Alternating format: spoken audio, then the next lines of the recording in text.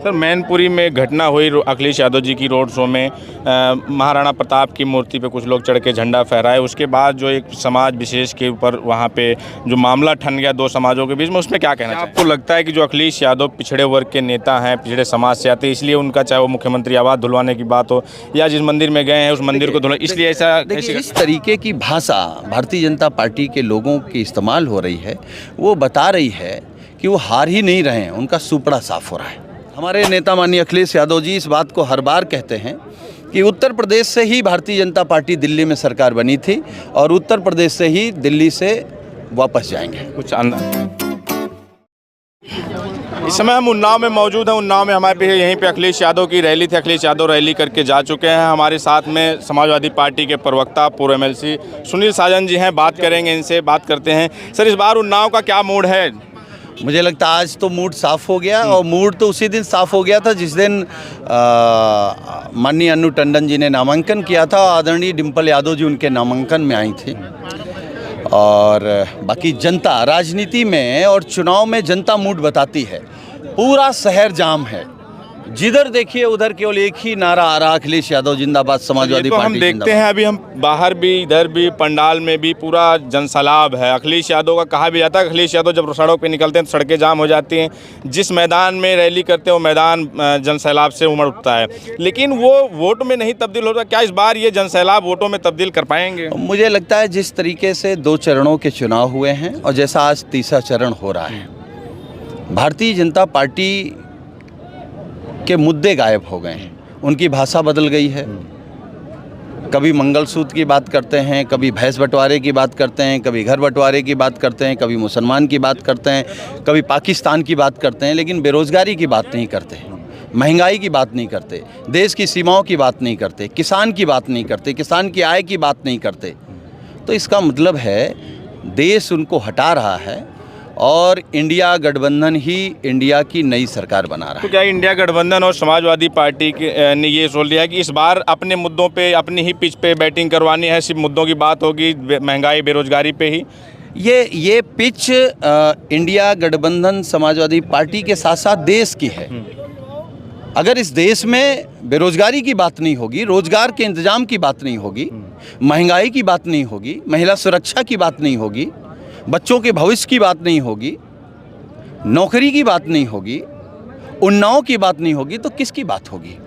BJP किसान की बात नहीं कर रही, महिला की बात नहीं कर रही, पिछड़े दलित मुसलमान की बात नहीं कर रही, व्यापारी की बात नहीं कर रही। तो क्या है, जब आप युवाओं के खिलाफ हैं, आप आरक्षण बदलना, आप संविधान बदल के आरक्षण छीनना चाहते हैं, पिछड़ों का, दलितों का, आदिवासियों का, महिलाओं का, तो ये तो इंडिया नहीं बर्दाश्त करेगा, ना इंडिया गठबंधन बर्दाश्त करेगा। सर, मैनपुरी में घटना हुई अखिलेश यादव जी की रोड शो में महाराणा प्रताप की मूर्ति पे कुछ लोग चढ़ के झंडा फहराए। उसके बाद जो एक समाज विशेष के ऊपर वहाँ पे जो मामला ठन गया दो समाजों के बीच में, उसमें क्या कहना चाहेंगे? देखिए, हम केवल एक बात कहेंगे, उस वीडियो को गलत तरीके से दिखाया गया। जब सही वीडियो आया तो समाजवादी पार्टी के जितने भी साथी थे वो सब राणा प्रताप जी की जय बोल रहे थे, उनका सम्मान कर रहे हैं। ये सच है कि कुछ लोग अनजाने में, अज्ञानता में झंडा बांधने के चक्कर में चढ़ गए, लेकिन जिस तरीके की भाषा भारतीय जनता पार्टी के लोगों की इस्तेमाल हो रही है, वो बता रही है कि वो हार ही नहीं रहे हैं, उनका सुपड़ा साफ हो रहा है। कन्नौज में घटना होती है, अखिलेश यादव जी जिस मंदिर में, गौरी शंकर मंदिर में जाके पूजा अर्चना करते हैं, उसके बाद एक आरोप लगता है कि भाजपा के वहाँ कार्यकर्ता लोग जो गंगा जल से उसे धुलवाते हैं। इस घटना को किस रूप से देखते हैं आप लोग? ये कोई नई घटना नहीं है। और लोकतंत्र में जब देश संविधान से चल रहा हो और जब देश में सबको बराबर का सम्मान हो, वहाँ भी सामंती सोच अभी तक 75 सालों में जिंदा है, तो उसी सोच के खिलाफ तो हम लोग लड़ रहे हैं। माननीय अखिलेश यादव जी का घर भी धुलवाया था गंगा जल से, मंदिर धुलवा रहे हैं।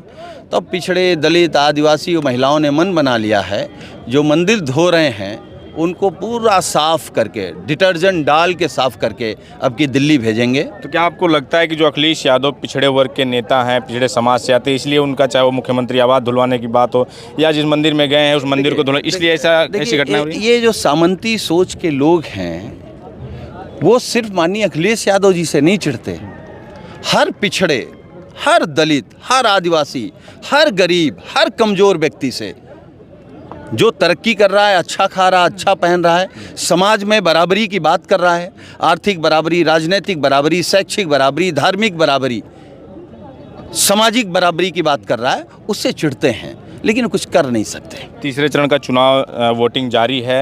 वहीं ये घटना वहाँ पे शिवपाल यादव को बदायूं की सीमा से बाहर कर दिया जाता है। फिर तमाम जगह से आदित्य यादव का वीडियो आता है कि बस्ते नहीं लगाए जा रहे, उनके लगाने दिए जा रहा है, उनके बस्ते पानी फेंक दिया जा रहा है। इस तरह के संभल से भी झड़प की तमाम सूचनाएं मिल रही हैं। तरीके से संभल की सूचना आई है, लाठीचार्ज महिलाओं पे हुआ है, बदायूं में आप तोड़ फोड़ कर रहे हैं, बस्ते में पानी डाल रहे हैं, मैनपुरी की घटना आई है।